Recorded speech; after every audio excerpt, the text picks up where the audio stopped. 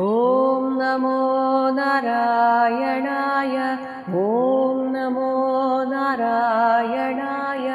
ഓം നമോ നാരായണായ. ഓം നമോ നാരായണായ. ഓം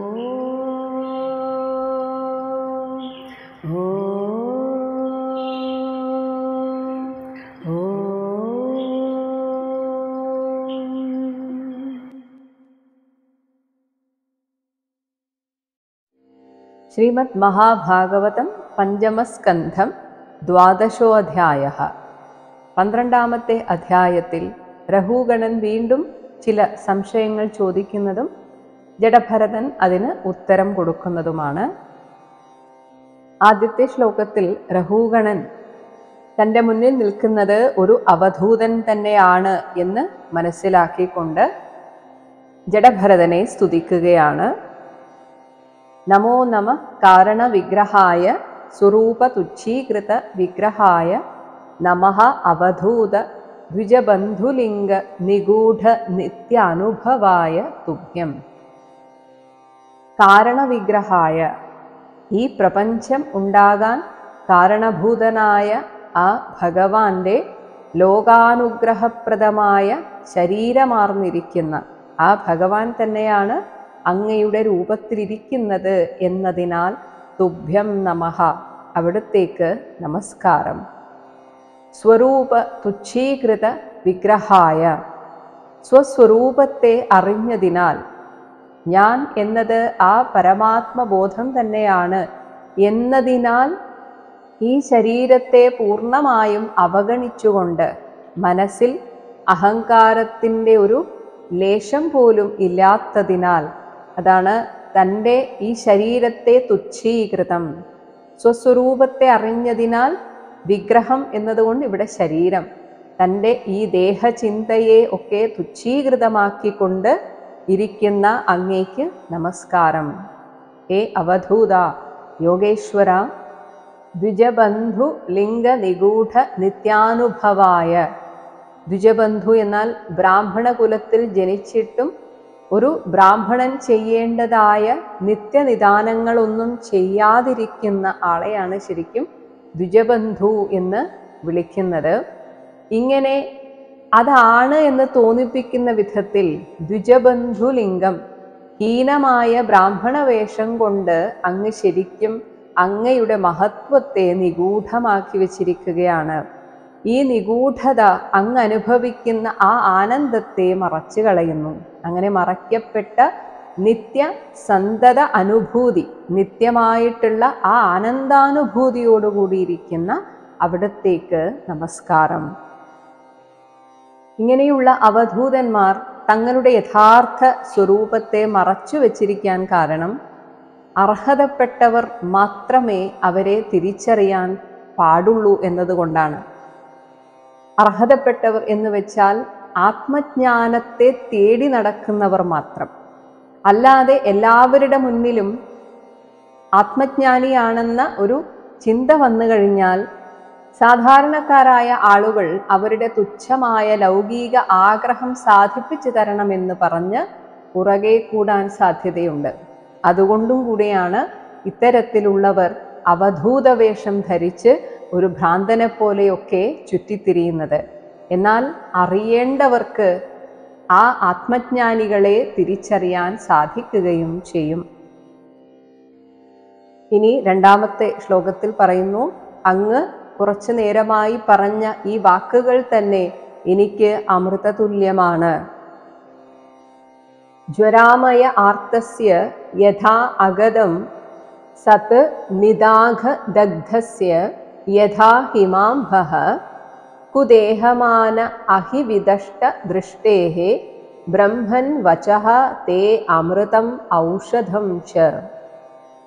ഹേ ബ്രഹ്മൻ, ജ്വരാമയ ആർത്തസ്യ, ജ്വരരോഗത്താൽ ആർത്തനായ പീഡിതനായവന് സത്ത് അഗതം, നല്ല സ്വാദുള്ള മരുന്ന് കിട്ടിയാൽ എങ്ങനെയാണോ അവന് സന്തോഷം തോന്നുക, അതായത് ജ്വരം മാറുകയും വേണം, എന്നാൽ കുടിക്കാൻ നല്ല സ്വാദുമുണ്ടാകണം. അങ്ങനെയുള്ള മരുന്ന് ജ്വരമാറാൻ വേണ്ടി കിട്ടിയാൽ എന്നതുപോലെയും നിദാഘ ദഗ്ധസ്യ നല്ല വേനൽ ചൂടിനാൽ ദഗ്ധമായിരിക്കുന്ന തപിച്ചിരിക്കുന്നവന് ഹിമാംഭഃ ശീതളപാനീയം കൊടുത്താൽ അത് കുടിക്കുമ്പോൾ അവൻ അനുഭവിക്കുന്ന ആനന്ദം എത്രയാണോ യഥാ അതുപോലെയും കുദേഹമാന അഹിവിദഷ്ടം ഈ ദേഹമാണ് ഞാൻ എന്ന ആ കുത്സിതമായ ദേഹാഭിമാനമാകുന്ന അഹി സർപ്പത്താൽ വിദഷ്ടം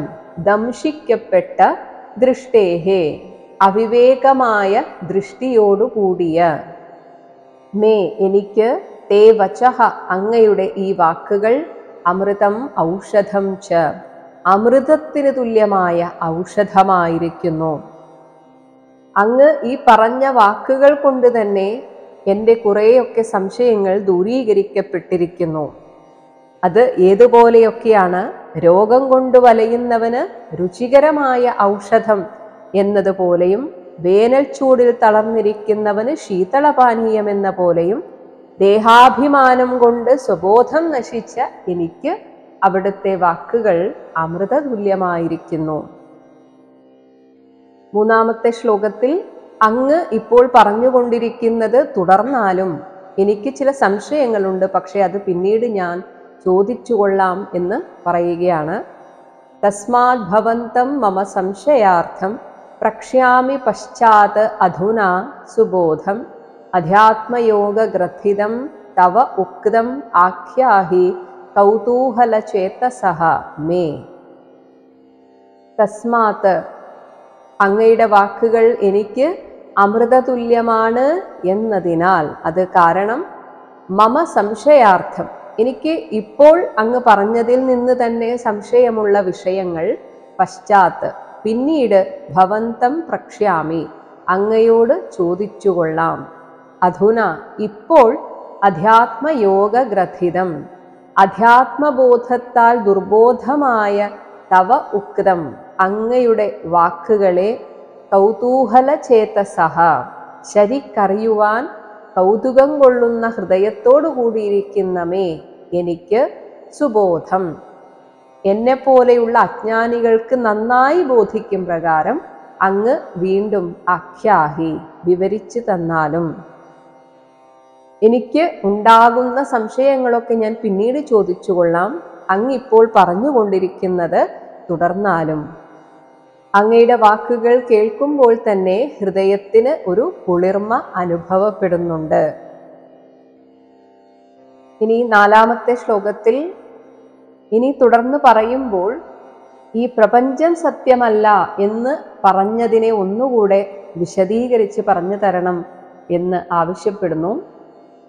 യത് ആഹ യോഗേശ്വര ദൃശ്യമാനം ക്രിയാഫലം സദ്വ്യവഹാരമൂലം നഹി അഞ്ജസ തത്വവിമർശനായ ഭവാൻ അമുഷ്മിൻ ഭ്രമത്തെ മനോ മേ. ഹേ യോഗേശ്വര, ദൃശ്യമാനം ഈ കാണപ്പെടുന്നതും സത് വ്യവഹാരമൂലം നമ്മൾ നിരന്തരം വ്യവഹരിക്കുന്നത് കൊണ്ട് തന്നെ സത്തായിട്ട് ഉള്ളതായിട്ട് തോന്നുന്ന ഈ പ്രപഞ്ചം, അതിൻ്റെ ക്രിയാഫലം, അവിടെ നമ്മൾ ചെയ്യുന്ന കർമ്മങ്ങൾ, അതിന് കിട്ടുന്ന ഫലം, അഞ്ജസ ശരിക്കും തത്വവിമർശനായ എന്നാൽ താത്വികമായിട്ട് ഇതിനെ അറിയുമ്പോൾ ഇതൊന്നും യഥാർത്ഥത്തിൽ നഹി ഉള്ളതല്ല എന്നാണല്ലോ അങ്ങ് ഇതി ഭവാൻ ആഹ എന്നങ്ങ് പറഞ്ഞുവല്ലോ.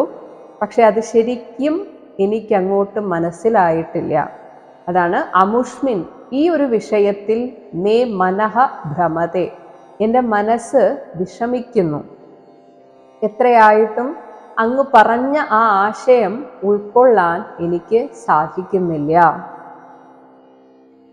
ഇങ്ങനെ രഘുഗണൻ പറഞ്ഞപ്പോൾ ജഡഭരതൻ വീണ്ടും ഉത്തരം പറയുന്നു. അഞ്ചാമത്തെ ശ്ലോകം. അയം ജനോ നാമ ചലൻ പൃഥിവ്യാം യഃ പാർത്ഥിവഃ പാർത്ഥിവ കസ്യ ഹേതോഃ തസ്യ അപി ച അംഘ്ര്യോഃ അധി ചാംഘ്ര്യോരധി ഗുൽഭ ജംഘ ജാനു ഊരു മധ്യ ഉര ശിരോധര അംസാഹ. ഹേ പാർത്ഥിവ രാജാവേ, തസ്യ ഹേതോഹോ, ഏതോ ദുരൂഹമായ ഹേതുവാൽ, അതായത് സാധാരണക്കാർക്ക് കാരണമെന്തെന്ന് മനസ്സിലാകാത്ത എന്തോ ഒരു കാരണത്താൽ, പൃഥിവ്യാം, ഭൂമിയിൽ ചലിച്ചുകൊണ്ടിരിക്കുന്ന, പാർത്ഥിവഃ, ഭൂമിയുടെ തന്നെ ഒരു വികാരമായിട്ടുള്ള, അതായത് ഒരു ഭേദം, രൂപമാറ്റം, അങ്ങനെ യാതൊരു പിണ്ഡമുണ്ടോ, സഹ, ആ നാമ, അതത്രേ അയം ജനഃ, ഈ ഉള്ളവൻ അല്ലെങ്കിൽ നിങ്ങളെല്ലാവരും ഭൂമിയുടെ തന്നെ മറ്റൊരു പിണ്ഡാണ്ഡമാണ്. ആ പിണ്ഡം തന്നെയാണ് രൂപമാറ്റം വന്ന് മനുഷ്യനായത്.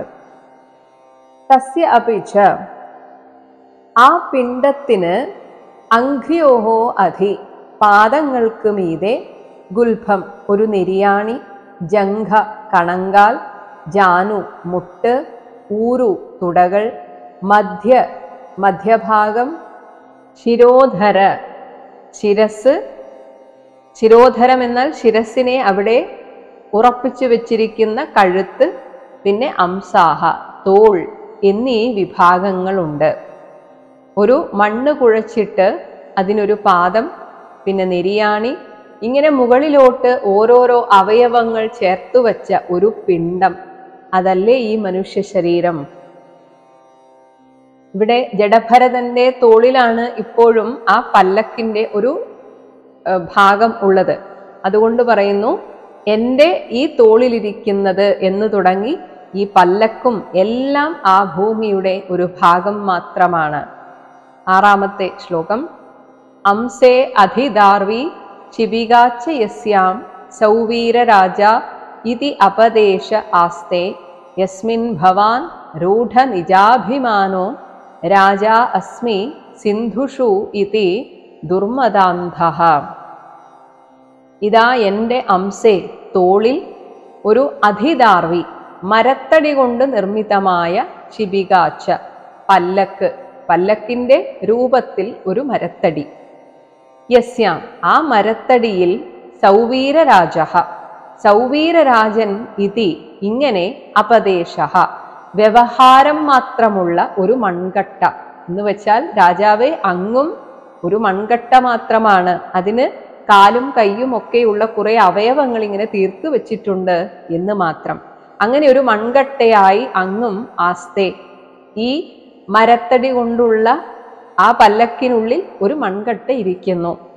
യസ്മിൻ, ആ ഒരു മൺകട്ടയിൽ മേൽ, രൂഢ നിജാഭിമാനഃ, ആ മൺകട്ടയാണ് സ്വയം അഭിമാനിക്കുന്നത്. ഭവാൻ സിന്ധുഷു രാജാ അസ്മി, ആ മൺകട്ടയാണ് അങ്ങ്, എന്നിട്ടും അങ്ങ് വിചാരിക്കുന്നു സിന്ധുഷു രാജ, ഞാൻ സിന്ധുദേശങ്ങളിലെ രാജാവാണ്. ഇതി ദുർമദാന്ധഃ, ഇങ്ങനെയുള്ള ദുരഹങ്കാരത്താൽ കാഴ്ചയില്ലാതെയും ഇരിക്കുന്നു. ആദ്യകാലങ്ങളിൽ നരേന്ദ്രൻ, സ്വാമി വിവേകാനന്ദൻ ശ്രീരാമകൃഷ്ണ പരമഹംസരുടെ അടുത്ത് എത്തിയ സമയത്ത് പലപ്പോഴും അദ്ദേഹം പറയുന്നത് ഇതാണ്, ഇവിടെയെല്ലാം ബ്രഹ്മം മാത്രമേ ഉള്ളൂ. അപ്പോൾ യുക്തിവാദിയും കൂടിയായ നരേന്ദ്രന് അത് തീരെ അങ്ങ് ബോധിച്ചില്ല. എന്നിട്ട് ചോദിക്കുന്നു, കളിയാക്കിക്കൊണ്ട് തന്നെയാണ് ചോദിച്ചത്, ഈ കാണുന്ന പലകയും ഈ വാതിലും ഒക്കെ ബ്രഹ്മമാണെന്നാണോ അങ്ങ് പറയുന്നത് എന്ന് ചിരിച്ചുകൊണ്ട് കളിയാക്കിക്കൊണ്ട് ചോദിച്ചപ്പോൾ, ശരി എങ്കിൽ എന്നെ ഒന്ന് തൊടൂ എന്ന് പറഞ്ഞിട്ട് ശ്രീരാമകൃഷ്ണ പരമഹംസരെ തൊട്ടുകൊണ്ട് അവിടെ നോക്കിയപ്പോൾ അവിടെ എങ്ങും ബ്രഹ്മം മാത്രമേ കാണാൻ സാധിച്ചുള്ളൂ. അതാണ് ഇത്തരം വേദാന്ത വിഷയങ്ങൾ എപ്പോഴും ഒരു ഗുരുവിൻ്റെ അടുത്തു നിന്ന് മനസ്സിലാക്കേണ്ടതാണ്. അതുകൊണ്ടാണ് ആ വേദാന്തത്തെ ഉപനിഷത്ത് എന്ന് വിളിക്കുന്നത്. ഗുരുവിൻ്റെ ഉപ എന്നാൽ അടുത്ത് പോയി ഇരുന്ന് മനസ്സിലാക്കേണ്ട, നീ എന്നാൽ അവിടെ ഇരുന്ന് സത് വിഷയങ്ങളെ കുറിച്ച് ചിന്തിക്കുക. ഇതിനെയാണ് ഉപനിഷത്ത് എന്ന് പറയുന്നത്. അപ്പോൾ ഒരു ഗുരു പറയുന്ന വാക്കുകൾ ശിഷ്യന്റെ ഉള്ളിലേക്ക് കയറണമെങ്കിൽ ആ ഗുരു അനുഗ്രഹിക്കണം, അപ്പോഴാണ് ശിഷ്യന്റെ ഉള്ളിലേക്ക് അത് കയറുകയുള്ളൂ. അപ്പോൾ ഇവിടെ ജഡഭരതൻ പറഞ്ഞു കൊടുക്കുകയാണ്, ഇതാ എൻ്റെ തോളിൽ, ഒരു മൺകട്ടയായ എൻ്റെ തോളിൽ ഒരു മരക്കഷ്ണം കൊണ്ടുണ്ടാക്കിയ മഞ്ചൽ സ്ഥിതി ചെയ്യുന്നു. ആ മരക്കഷ്ണത്തിനുള്ളിൽ ഒരു മൺപിണ്ഡമായിട്ടുള്ള സൗവീര രാജാവാണെന്ന അഹങ്കാരത്തോടുകൂടെ മറ്റൊരു മൺകട്ട ഇരിക്കുന്നു. എന്നിട്ട് അയാൾ സ്വയം അഹങ്കരിക്കുന്നു, ഞാൻ ഈ ദേശത്തിൻ്റെ രാജാവാണ് എന്ന്. എന്നാൽ ജ്ഞാനികൾ എപ്പോഴും ആ മൺകട്ടയ്ക്കുള്ളിലും മൺകട്ടയെ ചൈതന്യവത്താക്കുന്ന ചൈതന്യത്തെയേ കാണുകയുള്ളൂ. യഥാർത്ഥത്തിൽ അങ്ങും അങ്ങയുടെ ഈ പല്ലക്ക് ചുമക്കുന്നവരും തമ്മിൽ യാതൊരു വ്യത്യാസവുമില്ല. പക്ഷേ അങ്ങ് സ്വയം അഭിമാനിക്കുന്നു, ഈ ചുമട്ട് തൊഴിലാളികളെക്കാളും അങ്ങെന്തോ വലിയവനാണ് എന്ന്. 7-ാമത്തെ ശ്ലോകം. ശോച്യാൻ ഇമാൻ ത്വം അധികഷ്ടദീനാൻ വിഷ്ട്യാ നിഗൃഹ്ണൻ നിരനുഗ്രഹ അസി ജനസ്യ ഗോപ്താ അസ്മി വിഗദ്ധമാനോ ന ശോഭസേ വൃദ്ധസഭാസു ധൃഷ്ടഃ. ശോച്യാൻ, ദയനീയന്മാരും. കാരണം ഇങ്ങനെയുള്ള ജോലികൾക്ക് പോകുന്നത് പലപ്പോഴും അവരുടെ ഗതികേട് കൊണ്ടാണ്. വലിയ വീടുകളിൽ ജോലിക്ക് പോകുന്നത് പലപ്പോഴും പണമില്ലാത്തവരുടെ വീടുകളിൽ നിന്നായിരിക്കും. അവർക്ക് അങ്ങനെയേ ജീവിക്കാനുള്ള ഒരു വരുമാനം കണ്ടെത്താൻ സാധിക്കുകയുള്ളൂ. അപ്പോൾ ശരിക്കും ഈശ്വരനെ അറിഞ്ഞനുഭവിക്കുന്ന ഒരാളും അഹങ്കരിക്കാതെ അവരുടെ ആ അവസ്ഥയെ മനസ്സിലാക്കി അവരിൽ അനുകമ്പയോടുകൂടെ പ്രവർത്തിക്കേണ്ടതാണ്. എന്നാൽ ഇവിടെ രാജാവ് അത് ചെയ്യുന്നില്ല. അതാണ് ശോച്യാൻ, ദയനീയന്മാരും അധികഷ്ടദീനാൻ, അധികം ക്ലേശകരമായ പ്രവൃത്തി കൊണ്ട് തളർന്നവരുമായ ഇമാൻ, ഈ പല്ലക്ക് താങ്ങുന്നവരെ അങ്ങ് വിഷ്ട്യ, പ്രതിഫലമില്ലാത്ത പണിക്കായി നിഗൃഹ്ണൻ, ബലാൽ പിടിച്ചു ചേർത്തിരിക്കുന്നു. അങ്ങനെയുള്ള ത്വം, അങ്ങ് നിരനുഗ്രഹ അസി, അനുകമ്പയില്ലാത്തവനാകുന്നു. അങ്ങ് സ്വയം വിചാരിക്കുന്നു, ജനസ്യ ഗോപ്ത, ഈ ജനസഞ്ചയത്തിന്റെ സംരക്ഷകൻ അസ്മി, ഞാനാണ് എന്ന്. അതായത് അങ്ങ് അങ്ങനെ വിചാരിക്കുന്നു. ഇങ്ങനെ വിഗദ്ധമാനഃ, സ്വയം പുകഴ്ത്തുന്ന ധൃഷ്ടഃ, ദുരഹങ്കാരിയായ അങ്ങ് യഥാർത്ഥത്തിൽ വൃദ്ധസഭാസു, ജ്ഞാനികളുടെ കൂട്ടത്തിൽ ന ശോഭസേ, ശോഭിക്കുന്നില്ല. അങ്ങിപ്പോഴും അജ്ഞാനിയായി തുടരുന്നു. ഒരുപാട് സത്സംഗങ്ങൾ കേട്ടതുകൊണ്ട് മാത്രമായില്ല, അവനവൻ്റെ ഉള്ളിൽ മാലിന്യമായി അടിഞ്ഞുകൂടിയിരിക്കുന്ന ഈ അഭിമാനബോധത്തെ, അഹങ്കാരത്തെ, മതത്തെ, കാമക്രോധാദികളെ എല്ലാം ഇല്ലാതാക്കാൻ സാധിക്കണം. ഈ ലോകത്തിലുള്ളവരോടൊക്കെ അനുകമ്പയോടുകൂടെ പ്രവർത്തിക്കാൻ സാധിക്കണം. അത് മാത്രം മതി, മറ്റൊരു സാധനയുടെയും ആവശ്യമില്ല. സത്യത്തിൽ പൂജാതി ഹോമങ്ങളെക്കാളും നമുക്ക് മനസ്സിന് ശരിക്കും സന്തോഷം തരുന്നത് ഈ ലോകത്തിലുള്ളവരോട് അനുകമ്പയോടുകൂടെ പെരുമാറുകയും അവർക്ക് ഏതെങ്കിലും രീതിയിലുള്ള ഒരു പ്രയോജനം നമ്മെ കൊണ്ട് സാധിക്കുമെങ്കിൽ അങ്ങനെ ചെയ്തു കൊടുക്കുമ്പോഴാണ്. അത് തന്നെയാണ് യഥാർത്ഥ ഈശ്വര പൂജ. ഈ പ്രപഞ്ചത്തിൽ കാണപ്പെടുന്നത് എല്ലാം തന്നെ, എല്ലാ വസ്തുക്കളും ഭൂമിയിൽ നിന്ന് ഉണ്ടായി ഭൂമിയിൽ തന്നെ ലയിക്കുന്നു.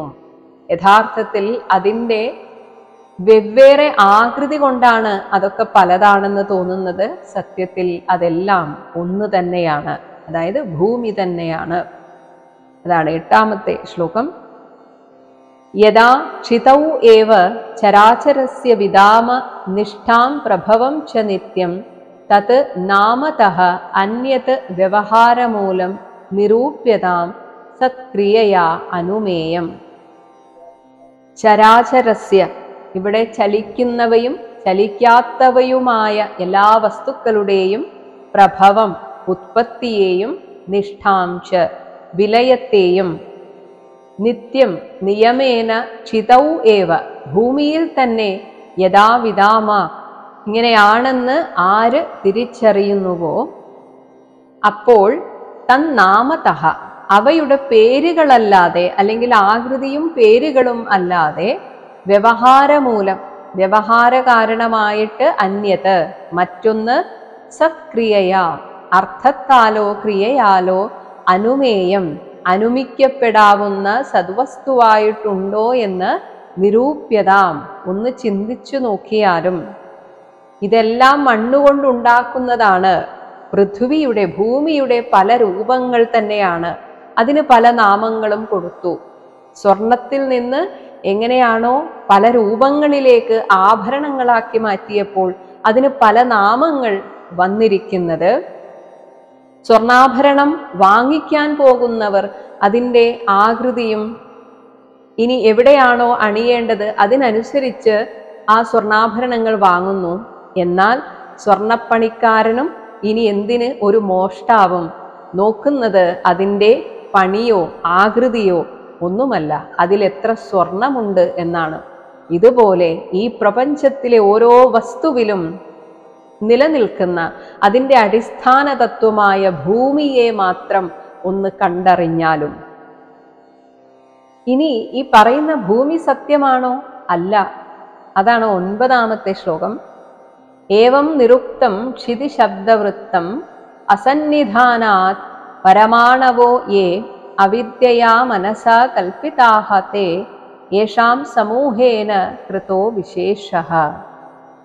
ക്ഷിതിശബ്ദവൃത്തം, ഈ ഭൂമിയെയും ഭൂമി എന്ന ഒരു നാമം കൊണ്ട് നമ്മൾ വ്യവഹരിക്കുന്നു, അത്രയേ ഉള്ളൂ. എന്താണ് ഈ ഭൂമി?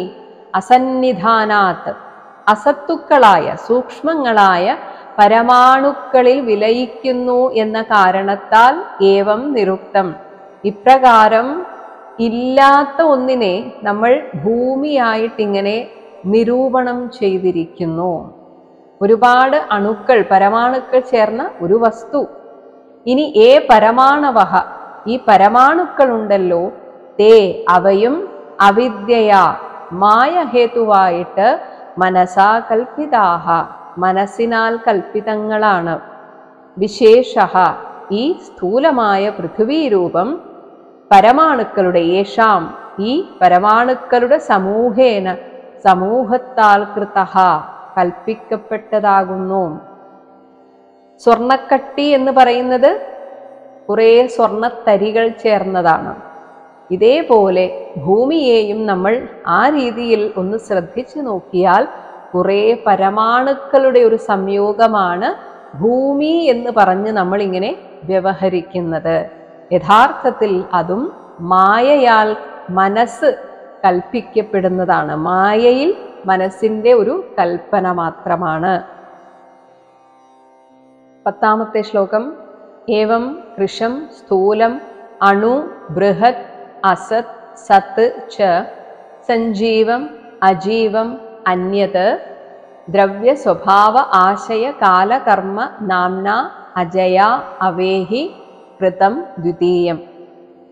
ഏവം ഇപ്രകാരം നമ്മൾ ഈ ഭൂമിയിൽ കാണുന്ന കൃശം ഹ്രസ്വവും സ്ഥൂലം ദീർഘവും അണു ചെറുതും ബൃഹത് വലുതും അസത് കാരണവും സത്ത് കാര്യവും ജീവം ചേതനവും അജീവം ജഡവും ഇനി അന്യത് യത് വേറെ എന്തൊക്കെയാണോ നമ്മൾ ഈ ലോകത്ത് കാണുന്നത്, ഈ ദ്വിതീയം ദ്വൈത പ്രപഞ്ചം രണ്ടായിട്ട് തോന്നിപ്പിക്കുന്ന ഈ പ്രപഞ്ചം ദ്രവ്യ സ്വഭാവ ആശയ കാല കർമ്മ നാംന, മായ തന്നെ പല പേരുകളിലാണ് അറിയപ്പെടുന്നത്.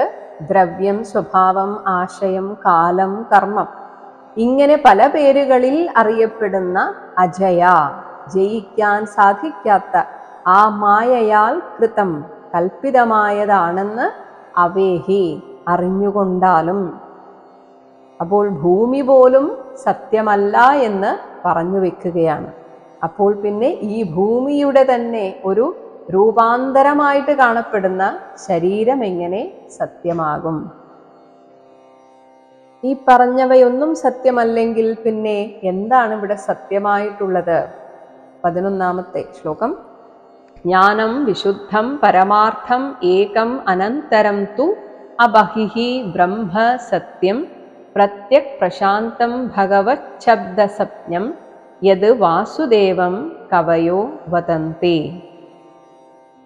വിശുദ്ധം പരിശുദ്ധവും ഏകം ഏകമായിട്ടുള്ളതും അനന്തരം തു അബഹിഹി, അന്തർഭാഗമോ ബഹിർഭാഗമോ ഇല്ലാത്തതും, ബ്രഹ്മ സർവത്ര നിറഞ്ഞിരിക്കുന്നതും, അതേസമയം ഓരോ രൂപങ്ങളിലും അന്തര്യാമിയായിട്ടിരിക്കുന്നതാണ് പ്രത്യക്. ഇനി പ്രശാന്തം, യാതൊരു വികാരവും ഇല്ലാത്ത, മാറ്റവുമില്ലാത്ത ആ പരമാർത്ഥം ജ്ഞാനം, പാരമാർത്ഥികമായ ജ്ഞാനം മാത്രമാണ് സത്യം, സത്യമായി നിലകൊള്ളുന്നത്. ഇനി ആ ജ്ഞാനത്തെ തന്നെ ഭഗവത് ശബ്ദ സപ്ഞം, ഐശ്വര്യാദി ഷഡ്ഗുണങ്ങളുടെ തികവിനാൽ ഭഗവാൻ എന്ന വാക്കുകൊണ്ട് പറയപ്പെടുന്ന യത്, ഈ ജ്ഞാനസ്വരൂപത്തെ തന്നെയാണ് ഒരു രൂപത്തിൽ ആരാധിക്കുവാൻ വേണ്ടിയിട്ട്, അല്ലെങ്കിൽ നമുക്കൊരു പേര് വിളിച്ച് ആരാധിക്കാൻ കവയഃ അറിവുള്ളവർ വാസുദേവം വദന്തി, വാസുദേവൻ എന്നും പറയുന്നു. യഥാർത്ഥത്തിൽ ഒരു രൂപമോ അകം പുറം ഇങ്ങനെയൊന്നുമില്ലാത്ത പാരമാർത്ഥികമായ ജ്ഞാനമാണ് ഇവിടെ സത്യമായിട്ടുള്ളത്. ഇനി ആ സത്യത്തെ നമുക്കൊരു പേര് വിളിക്കണം എന്നുണ്ടെങ്കിൽ ഭഗവാൻ വാസുദേവൻ എന്ന് വിളിക്കാം. ഈ രീതിയിലാണ് ജ്ഞാനികൾ പറഞ്ഞു വച്ചിരിക്കുന്നത്.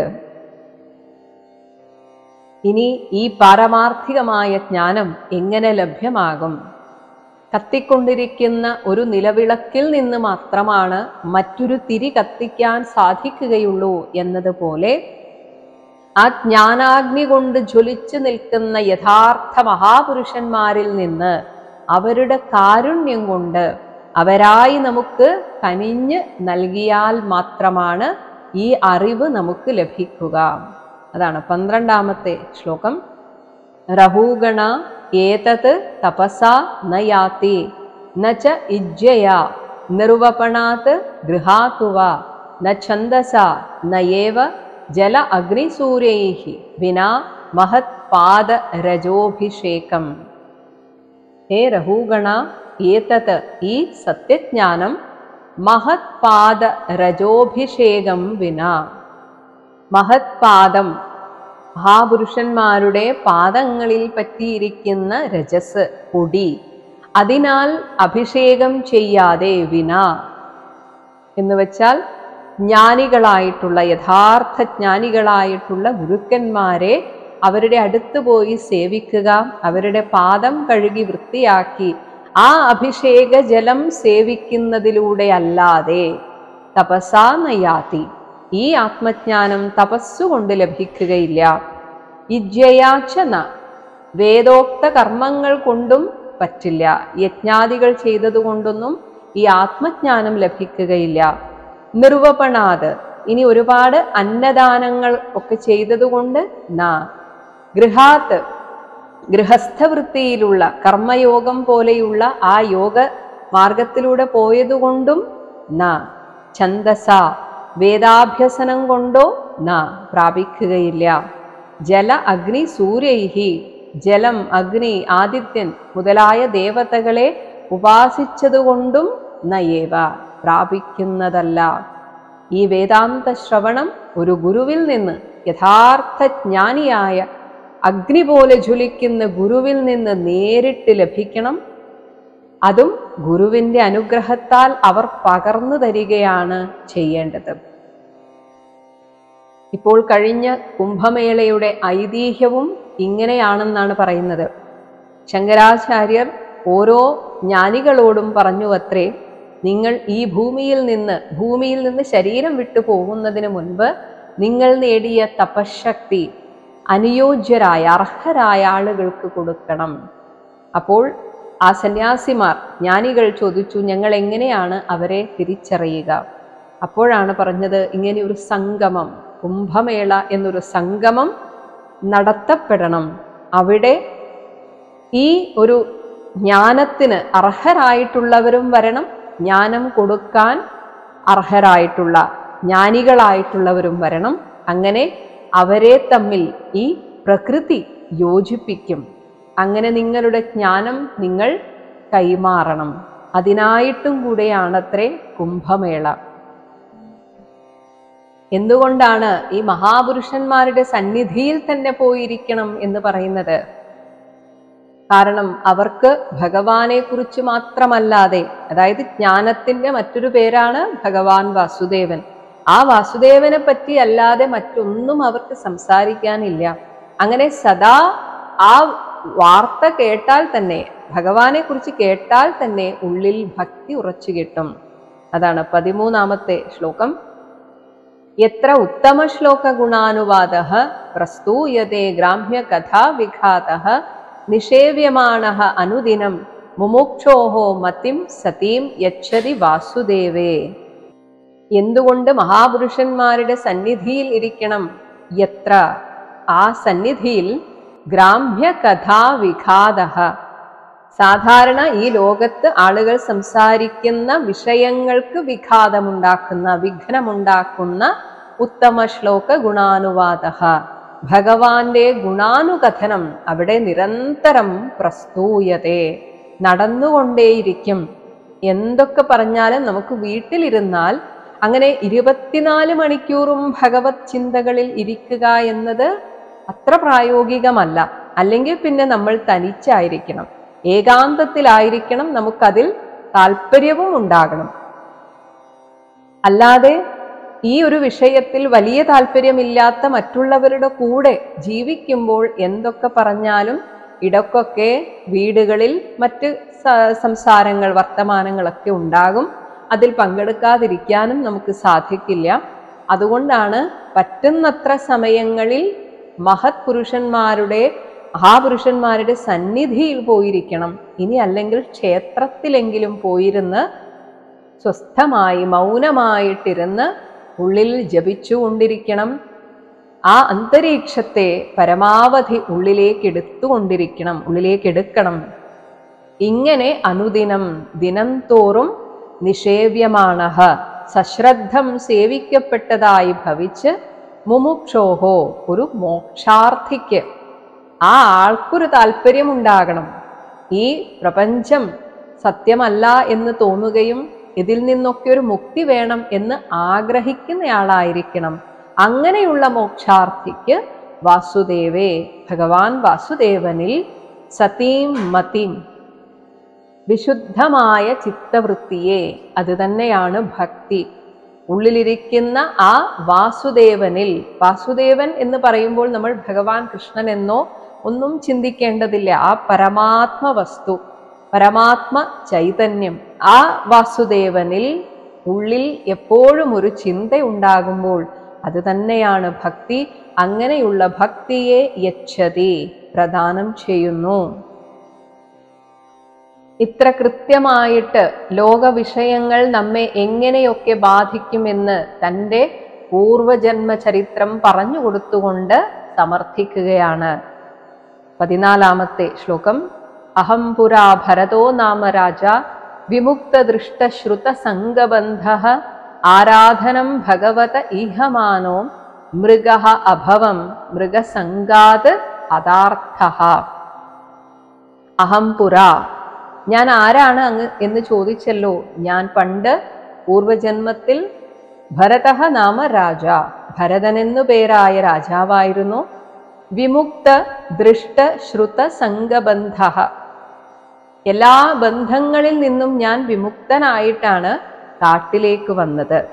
ദൃഷ്ടശ്രുതം എന്ന് വെച്ചാൽ ഈ പാരത്രികവും ഐഹികവും ആയിട്ടുള്ള, സ്വർഗത്തിലും വലിയ ആസക്തി ഉണ്ടായിരുന്നില്ല, ഈ ഭൂമിയിലെ വാസത്തിലും അതിനോടുള്ള ആ ബന്ധത്തിലുമൊന്നും ഞാൻ ആസക്തി ഉണ്ടായിരുന്നില്ല, അല്ലെങ്കിൽ അതിനെയൊക്കെ ഞാൻ ഉപേക്ഷിച്ചിരുന്നു. ആ സംഘത്തിൽ നിന്നുള്ള ബന്ധത്തിൽ നിന്നൊക്കെ ഞാൻ വിമുക്തനായിട്ടാണ് ഭഗവാനെ സേവിക്കാനായിട്ട് കാട്ടിൽ വന്നത്.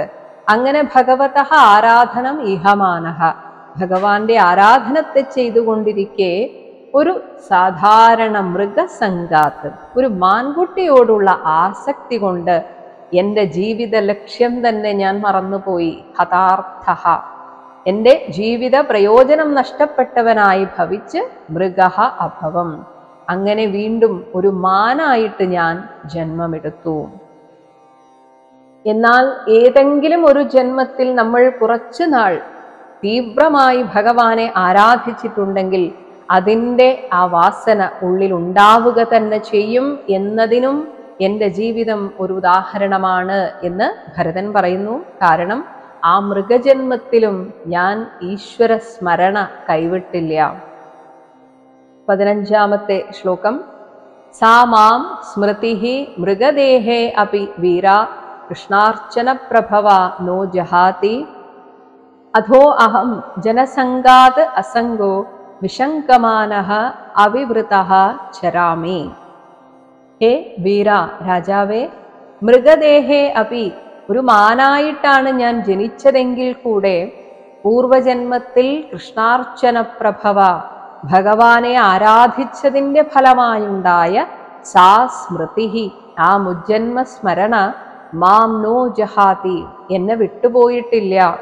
കാരണം ഭഗവത്ഗീതയിൽ ഭഗവാൻ പറയുന്നുണ്ട്, സ്വൽപമപ്യസ്യ ധർമ്മസ്യ ത്രായത്തെ മഹതോ ഭയാത്. ഈ ഒരു പാതയിൽ നിങ്ങൾ കുറച്ചു കാലമെങ്കിലും ഒന്ന് നടന്നു നോക്കൂ, തുടർന്ന് അടുത്ത ജന്മത്തിൽ അതിനപ്പുറത്തേക്ക് പോകാൻ നിങ്ങൾക്ക് സാധിക്കും.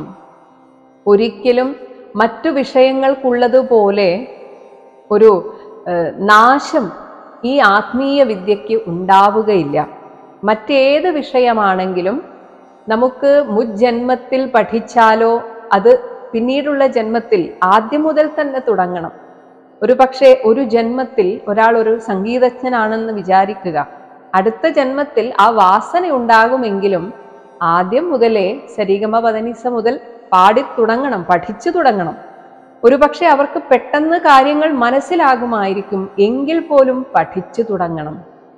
എന്നാൽ ഈ ആധ്യാത്മിക വിദ്യ അഭ്യസിക്കുന്നവർക്ക് പിന്നീടുള്ള ഒരു ജന്മത്തിൽ ഒരു സുപ്രഭാതത്തിൽ ഈ ഒരു ചിന്ത വരികയും പണ്ട് നേടിയ ആ വിദ്യകളൊക്കെ, ആ അറിവുകളൊക്കെ അവര് പോലും അറിയാതെ ഉള്ളിൽ ഒരു സ്മരണയായിട്ട് വരികയും ചെയ്യും. എന്നാൽ ഭരതൻ പറയുന്നു, എനിക്ക് ആ സ്മരണ ഉണ്ടായത് കൊണ്ട് തന്നെ എനിക്ക് മനസ്സിലായി കഴിഞ്ഞ ജന്മത്തിൽ ഞാൻ ചെയ്ത തെറ്റെന്തായിരുന്നു. അതുകൊണ്ട് വളരെ ജാഗ്രതയോടെ ആ മൃഗജന്മത്തിലും ഞാൻ ഒന്നിനോടും ഒട്ടാൻ പോകാതെ വളരെ ശ്രദ്ധയോടെ കഴിഞ്ഞു. അതിൻ്റെ തുടർച്ചയായിട്ടിതാ ഈ ജന്മത്തിൽ ഞാൻ ജനസംഘാത്, ജനസമ്പർക്കം ഉണ്ടായാൽ തീർച്ചയായും അവരുടെ വർത്തമാനങ്ങൾ, അവർ ഈ ലോക വിഷയങ്ങൾ സംസാരിക്കുമ്പോൾ അത് നമ്മെ സ്വാധീനിക്കും. അതിൽ നിന്ന് വിശങ്കമാനഃ, ആശങ്ക പൂണ്ടുകൊണ്ട്, എന്നാൽ പൂർവജന്മത്തിൽ ഞാൻ ചെയ്ത സാധനയുടെ ഫലമായി ഭഗവാൻ തന്നെ ഒരു ഗുരുവായി നിന്ന് എനിക്ക് എല്ലാ അനുഗ്രഹങ്ങളും ചൊരിഞ്ഞിരിക്കുന്നു. അതുകൊണ്ട് ജനിച്ചത് തന്നെ ഒരു യോഗിയായിട്ടാണ്. അതിനാൽ എല്ലാവരിൽ നിന്നും ഒരു അകലം പാലിക്കാൻ എനിക്ക് സാധിച്ചു. അസംഗഃ, ഒന്നിലും ആസക്തിയില്ലാതെ ഞാനിങ്ങനെ അവിവൃതഃ, നിഗൂഢനായിട്ട് ചരാമി, നടക്കുന്നു. കാരണം ആളുകൾ തിരിച്ചറിയണമെന്നോ എന്നെ ആരാധിക്കണമെന്നോ അങ്ങനെ യാതൊരുവിധ ആഗ്രഹവും എനിക്കില്ല. അതുകൊണ്ട് ഈ സംസാര സാഗരം താണ്ടാനായിട്ട് ഒരേ ഒരു വഴിയേ ഉള്ളൂ. കഴിയുന്നത്ര സമയം സത്സംഗം ലഭിക്കാൻ എന്തെങ്കിലും ഒരു വഴിയുണ്ടെങ്കിൽ ആ സത്സംഗം പരമാവധി പ്രയോജനപ്പെടുത്തുക. 16-ാമത്തെ ശ്ലോകം. തസ്മാത് നരഃ അസംഗ സുസംഗജാത ജ്ഞാനാസിന ഇഹ ഏവ വിവൃക്നമോഹഃ ഹരിം തത് ഈഹാകഥന സ്മൃതിഭ്യാം ലബ്ധസ്മൃതിഃ യാതി അതിപാരം അധ്വനഃ. തസ്മാത്, അതുകൊണ്ട്, നരഃ, വിവേകിയായ മനുഷ്യൻ തൻ്റെ ജീവിതത്തിൻ്റെ പരമമായ ലക്ഷ്യം എന്താണെന്ന് തിരിച്ചറിഞ്ഞുകൊണ്ട് അസംഗം, അനാസക്തരായ സുസംഗം, മഹാത്മാക്കളുമായിട്ടുള്ള സമ്പർക്കം, അതിൽ നിന്ന് ജാതം ഉണ്ടാകുന്ന ജ്ഞാനം, അറിവിനാൽ, അറിവാകുന്ന അസിന, വാളിനാൽ, ഇഹയേവ, ഇതേ ജന്മത്തിൽ ഇവിടെ വെച്ച് തന്നെ നമുക്ക് നമ്മുടെ മോഹത്തെ ഇല്ലാതാക്കാൻ സാധിക്കും. അങ്ങനെ വിവൃക്നമോഹഃ, വിച്ഛേദിക്കപ്പെട്ട മോഹത്തോടു കൂടിയവനായിട്ട് അധ്വനഃ, ഈ സംസാരമാർഗത്തിൻ്റെ അതിപാരം മറുകരയായ ഹരിം ഭഗവാൻ ശ്രീഹരിയെ തത് ഈഹാകഥന സ്മൃതിഭ്യാം, ആ ഭഗവാന്റെ ലീലകൾ, കഥകൾ, ഭഗവാനെ ഈ രീതിയിലാണ് നമുക്ക് സ്മരിക്കാൻ എളുപ്പം. ഭഗവാന്റെ കഥകളാണ് നമ്മെ പെട്ടെന്ന് ഭഗവാനിലേക്ക് ആകർഷിക്കുക. അങ്ങനെ പറയുന്നവരുടെ സത്സംഗം എത്രത്തോളം കിട്ടുമോ അത്രത്തോളം അത് പ്രയോജനപ്പെടുത്തുക. അങ്ങനെ ലബ്ധസ്മൃതി, ഞാൻ ആര് എന്ന ആ സ്മൃതി നമുക്കിപ്പോൾ നഷ്ടമായിരിക്കുന്നു. ഞാൻ ഈ ശരീരമാണ്, മനസ്സാണ് എന്ന് ചിന്തിച്ചു കൊണ്ടിരിക്കുകയാണ്. അങ്ങനെ നഷ്ടപ്പെട്ട ആ സ്മൃതിയെ ലബ്ധം തിരിച്ചു പിടിക്കുക. അങ്ങനെ സ്വായത്തമായ സ്വരൂപസ്മരണയോടുകൂടിയവനായി ഭവിച്ച് ആ മനുഷ്യൻ ശരിക്കും ഭഗവാനെ അറിഞ്ഞനുഭവിക്കുന്ന ആ തലത്തെ യാതി പ്രാപിക്കുന്നു. അതുകൊണ്ട് ഒരു നിമിഷം കളയാതെ ഈ ജീവിതം സത്സംഗത്തിനായി പ്രയോജനപ്പെടുത്തുക. ഇനി സത്തുക്കളുടെ സംഘം ലഭിച്ചില്ലെങ്കിൽ ക്ഷേത്ര ദർശനം പ്രയോജനപ്പെടുത്തുക. ഇനി അതും ലഭിക്കുന്നില്ല എങ്കിൽ പുരാണ പാരായണത്തിലൂടെ നിരന്തരമായ ഭഗവത് സ്മരണ നിലനിർത്തുക. അല്ലാത്ത സമയങ്ങളിൽ ഭഗവാന്റെ കഥകളെ മനസ്സിൽ ഓർത്തുകൊണ്ടിരിക്കുക. ഇങ്ങനെ ഭഗവത് സ്മരണയാകുന്ന തോണി കയറി ഈ സംസാര സാഗരത്തിൻ്റെ മറുകരയെത്താൻ ശ്രമിക്കുക, ആത്മാർത്ഥമായി ശ്രമിക്കുക. തീർച്ചയായും ഭഗവാൻ അനുഗ്രഹിക്കുന്നതാണ് എന്ന് പറഞ്ഞുകൊണ്ടാണ് ഈ അധ്യായം അവസാനിക്കുന്നത്. ഇതി ശ്രീമദ്ഭാഗവതേ മഹാപുരാണേ പഞ്ചമസ്കന്ധേ ബ്രാഹ്മണ രഘൂഗണ സംവാദേ 12ാധ്യായഃ.